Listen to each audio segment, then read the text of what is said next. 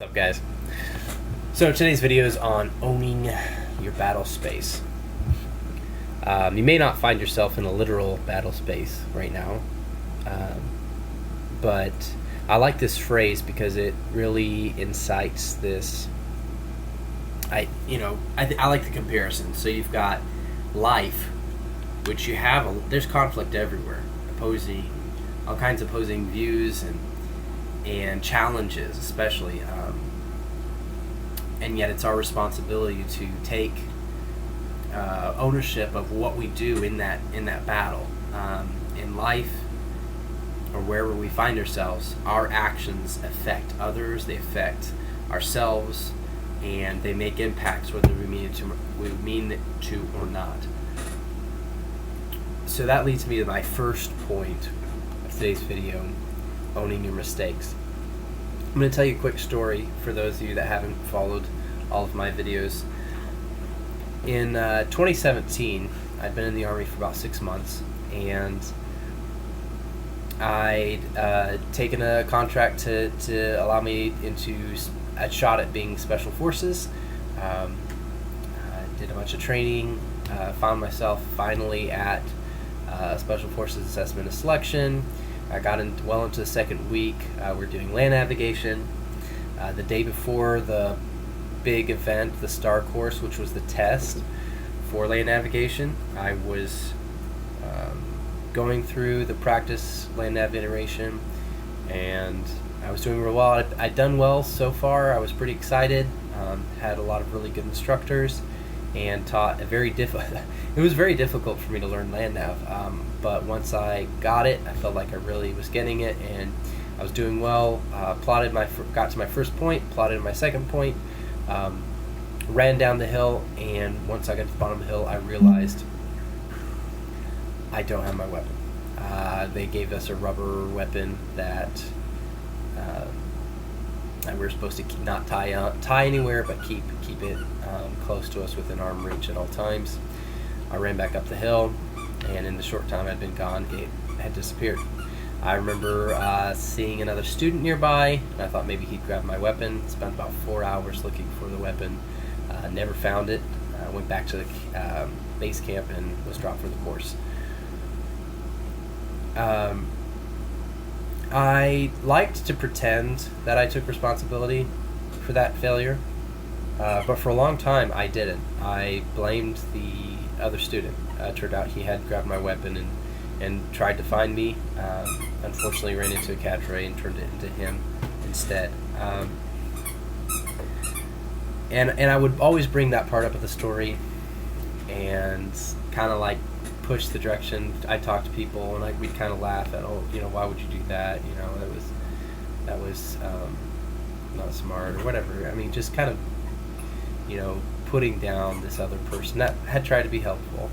And it wasn't until I realized, I have to take responsibility for this. I'm not taking full responsibility for this failure, and that freed me. I realized I had to tell myself I failed Special Forces Assessment Selection because I failed to keep track of my weapon, and there's no one else to blame, only me.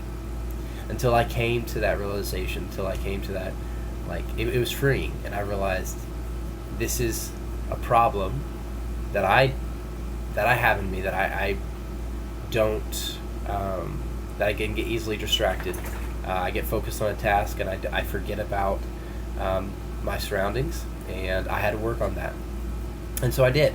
I did work on it, and it allowed me to be successful in other areas of my military career. But if I hadn't done that, I really would have been limiting myself. It would have been stunting my personal growth. And it's so important to recognize that and to embrace this extreme ownership. I say extreme ownership because I got this concept really nailed down well by a former Navy SEAL commander, Jocko Willink, in his book Extreme Ownership. Reading that book really helped me develop and improve this concept a lot more, and I still I still work on it. There's a lot to work on. It's very easy to want to blame other people and want to not take responsibility for your actions, but we can't do that, and we are limiting and stunting ourselves by doing that. First, you are responsible for your actions. Everything that you do, you're responsible for your words, everything you say. If you tell someone that you're going to do something, follow through with it. Figure out a way to make it happen. Don't tell people you'll do things unless you're going to do it. I don't know that there's a much quicker way for someone to stop trusting you than to say something you're going to do something and you don't. So the third point here is don't blame anyone else, and that can be very hard. You can be in a lot of difficult situations. People can be treating you poorly, and it's easy to blame other people. People can be making mistakes, but part of being a man, part of being a leader, is understanding your responsibilities and taking ownership of that and never blaming anyone else, ever. And it's tough. So I have a challenge for you this week. And I'm still doing this challenge, but this week, find areas that whenever you find an area where it's easy to blame someone else, or you're finding yourself blaming someone else, stop yourself. Find where you are at fault in that area, even if it's a small, minute amount. Find where your responsibility lies in that situation. Take that responsibility and work on it, and leave the other person with theirs. It's not easy at all. It's very difficult, but it's important, and it will change your life. Now, one final note, I want to make it clear that many people have had difficult, challenging, or very bad things happen to them as a child. And it's easy for children to blame themselves for other people's actions. I want to make it clear, especially in areas of abuse, neglect, that those are not your fault.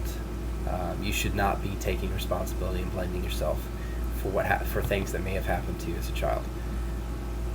But as an adult, we have the ability to better distinguish other people's actions from our own. And that's the responsibility. That's where we can take responsibility of what we do, of what we say. So I appreciate all of you.